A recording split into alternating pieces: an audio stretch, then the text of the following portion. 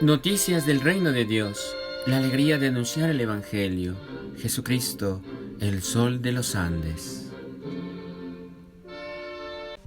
Invoquemos la presencia de la Santísima Trinidad, en el nombre del Padre, del Hijo y del Espíritu Santo. Amén. Piensa que con tu trabajo puedes ayudar a tus colegas a materializar sus sueños, a hacerlos realidad. Si tienes poder para hacer el bien, no te rehúses a hacerlo a quien lo necesite. Primera lectura de la profecía del profeta Ezequiel.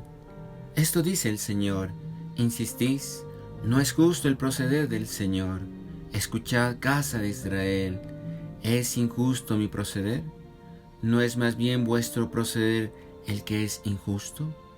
Cuando el inocente se aparta de su inocencia, comete la maldad y muere por la maldad que cometió. Y cuando el malvado se convierte de la maldad que hizo y practica el derecho y la justicia, él salva su propia vida. Si recapacita y se convierte de los delitos cometidos, ciertamente vivirá y no morirá. Palabra de Dios.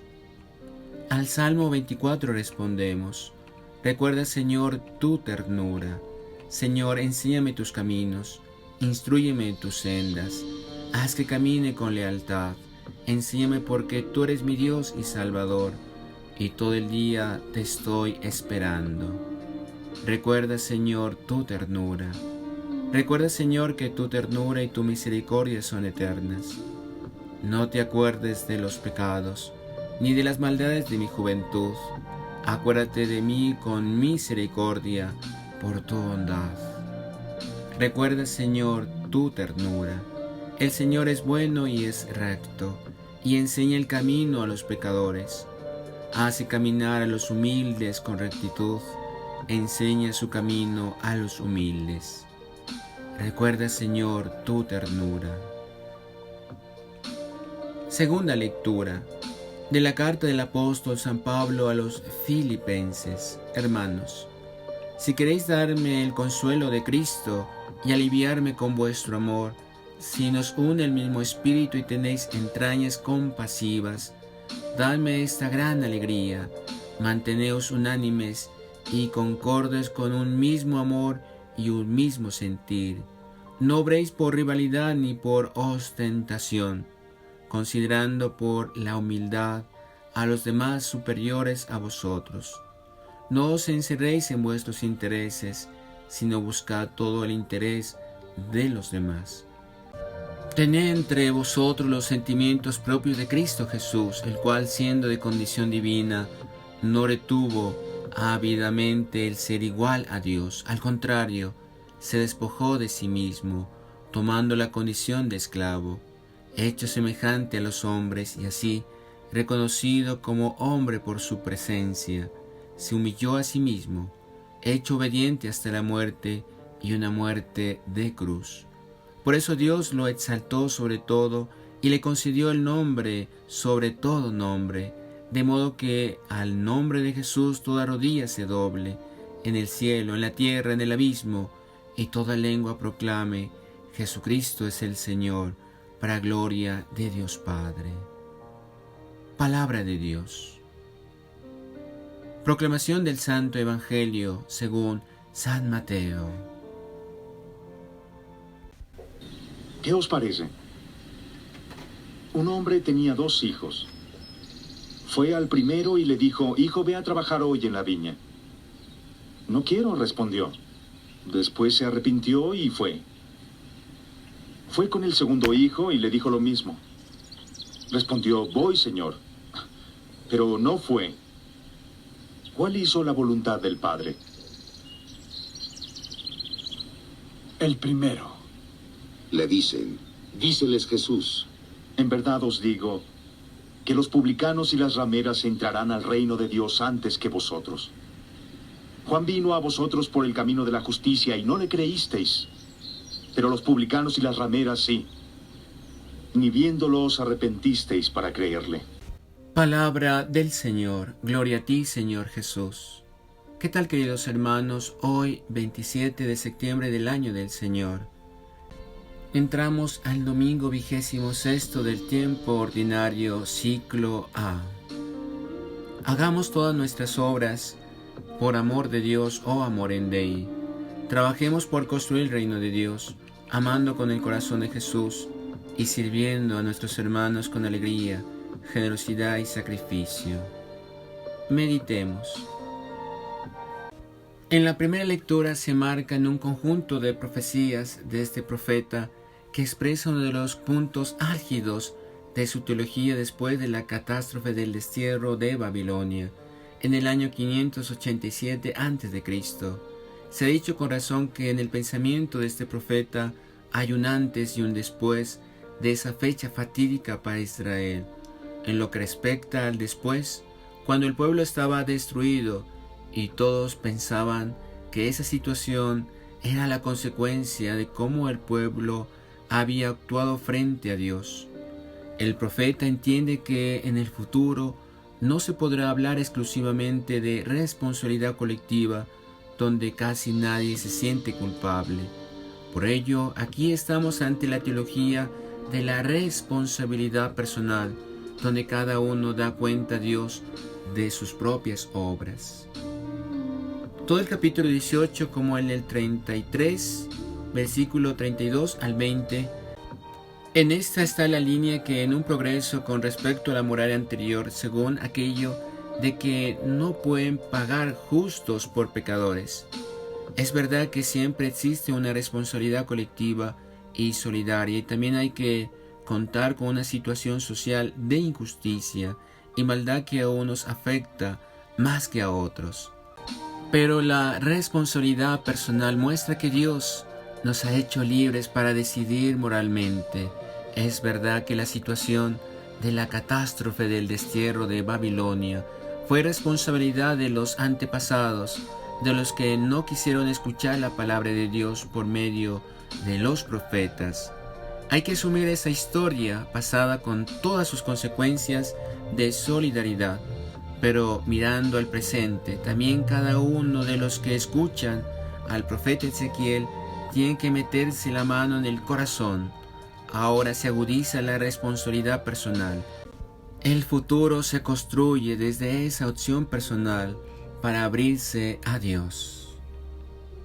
En la segunda lectura, cuando Pablo escribe su carta a la comunidad cristiana de Filipo, le recuerda, después de esta exhortación a la intimidad, Pablo propone a la comunidad de Filipos el ejemplo del Señor, de Cristo, quien ha renunciado a su categoría para hacerse como uno de nosotros, llegando hasta la misma muerte. Con toda probabilidad, este himno a los filipenses, en el capítulo 5, versículo 11, Pablo lo ha tomado de una liturgia primitiva que podría cantarse en Éfeso, desde donde escribe la carta. Es la impresión que produce, entre otras cosas, por su escritura, por su ritmo, aunque él mismo le ha puesto su sello personal con el que se evoca la muerte en la cruz de Cristo, ya que en la cruz es donde se revela de verdad el Señor de los cristianos, porque sabe dar su vida por nosotros. Eso no lo hace ningún Señor, ningún Dios de este mundo. En ese Señor es donde debe mirarse en cuanto a la comunidad, como se mira en un espejo. Cristo es nuestro reflejo. Haría falta todo el espacio del que se dispone y mucho más para poder entrar de lleno en el himno de Filipenses, porque la lectura de hoy es una de las joyas del Nuevo Testamento. Solamente podemos asomarnos brevemente al contraste que quieren trazar estas dos estrofas fundamentales del que se compone esta pieza literaria y teológica: abajamiento y exaltación. La primera nos muestra cómo el Señor inicia un itinerario que muchos viven en su humanidad y en su indignidad, en su nada. Él ha emprendido ese destino también como una acción irrenunciable. ¿Por qué? Nunca se explicará suficientemente como el texto mismo, aunque usemos las palabras más adecuadas. su solidaridad con la humanidad sufriente. Por eso se despoja de sus derechos divinos. El camino contrario al que muchos quieren recorrer sin haber vivido y experimentado el primero es en el digno un misterio de gratuidad y de donación. Dios no puede querer la indignidad y la nada de los suyos, y hablando en términos de alta cristología, no puede querer que su Hijo y sus hijos, nosotros, sea presa de lo más inhumano que existe en la historia. Por eso se le dio un nombre, una dignidad que está por encima de toda dignidad terrena, no como la de los hombres divinizados, que sin solidaridad y sin padecer ni sufrir quieren ser adorados como dioses. Esos están llenos de una autoestima patológica que los aleja de los hombres. Son insolidarios y no tienen corazón, son inhumanos. El himno pues pone de manifiesto la fuerza de la fe con que los primeros cristianos se expresaban en la liturgia y que Pablo recoge para las generaciones futuras como evangelio vivo del proceso de Dios, de Cristo el Hijo, el que quiso compartir con nosotros la vida, es más, el que quiso llegar más allá de nuestra propia debilidad, hasta la debilidad de la muerte en cruz. ¿Qué es la muerte para escandalosa de la historia de la humanidad? Para que quedara patente que nuestro Dios, al acompañarnos, no lo hace estéticamente, sino radicalmente. No es hoy el día de profundizar en ese texto inaudito de Pablo. La pasión de Mateo debe servir de referencia de cómo el Hijo llegó hasta el final, hasta la muerte en la cruz. El himno propiamente dicho en el versículo 6, versículo 11, tiene dos partes. La primera subraya la autohumillación de Cristo que siendo de condición divina se convierte en esclavo. La segunda se refiere a la exaltación de Jesús por parte de Dios a la categoría de Señor. Establece además una relación de causa a efecto entre humillación y exaltación. Precisamente por eso, en Filipenses capítulo 2, versículo 9, y aquí radica la gran paradoja que quien no destacó en vida por gesta heroica alguna, quien no fue soberano ni tuvo el título de Señor, quien termina sus días crucificado por vil y subversivo a los ojos del imperio y de su propia religión, es considerado Señor y Mesías. Y paradoja todavía mayor, el anuncio del Mesías crucificado se convierte en el núcleo de la predicación de Pablo y en el centro de la fe cristiana. Esto no podía por menos que chocar a la mentalidad helenística que en sus cultos aclamaba a los señores que habían tenido una experiencia gloriosa. Tenía que sorprender igualmente al mundo judío, para quien el Mesías debía tener una existencia gloriosa, que ciertamente Jesús no tuvo. Por eso dirá Pablo que el anuncio de un Mesías crucificado es escándalo para los judíos, locura para los griegos, pero para Dios, sabiduría. En el Evangelio de San Mateo, en el capítulo 21, versículo 28 al 32, con la parábola del padre y los dos hijos, es provocativo, pero sigue la misma tónica de los últimos domingos. Se quiere poner de manifiesto que el reino de Dios acontece en el ámbito de la misericordia. Por eso los pecadores pueden preceder a los beatos, formalistas de siempre en lo que se refiere a la salvación. Una parábola nos pone en la lista de esta afirmación tan determinada, la de los dos hijos. Uno dice que sí, después no va a trabajar a la viña.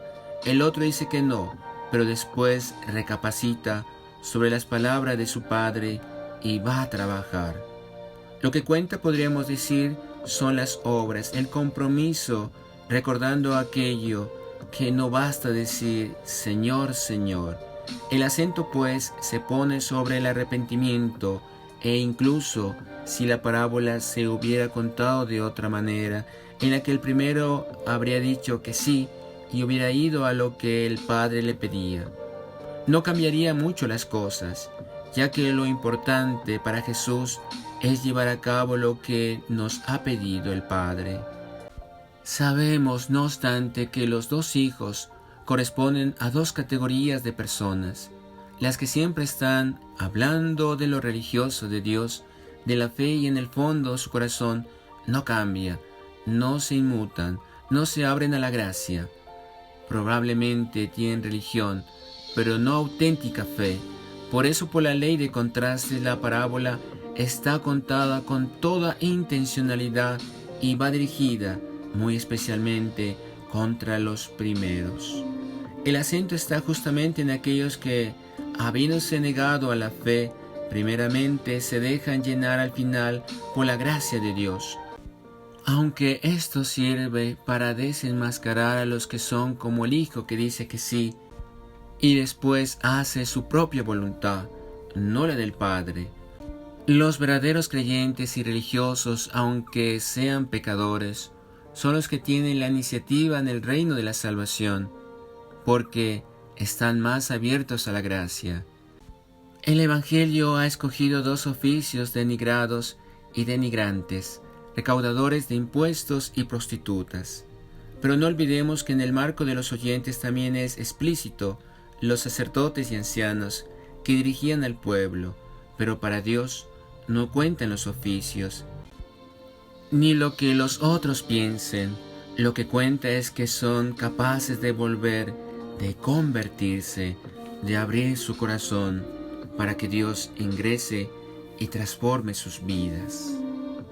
Oremos juntos. Señor Jesús, haz mi corazón semejante al tuyo. Reparemos. Te pido perdón, Señor, por no cumplir tu santa voluntad, por no tener ese sí siempre eterno. Perdón, Señor. Ofrecimiento. Te ofrezco, Señor, mi corazón, mis pensamientos, mis buenas obras. Acción de gracias. Te damos gracias, Señor, por el don de la vida, de la salud, el don de tenerte presente en nuestros corazones. Adoremos. Te adoramos, Señor, y te bendecimos, porque a través de la Eucaristía nos nutres para dar una respuesta generosa de ese sí eterno. Sagrado corazón de Jesús, en vos confío. Dulcísimo corazón de María, sé la salvación del alma mía. Venerable Padre Julio María Matovelle, ruega por nosotros y por nuestra nación. María, la estrella luciente de los Andes, ruega por nosotros, por América y el mundo. Y la bendición de Dios Todopoderoso, Padre, Hijo y Espíritu Santo, descienda sobre nosotros y permanezca para siempre. Amén. Noticias del reino de Dios, la alegría de anunciar el Evangelio. Jesucristo, el sol de los Andes.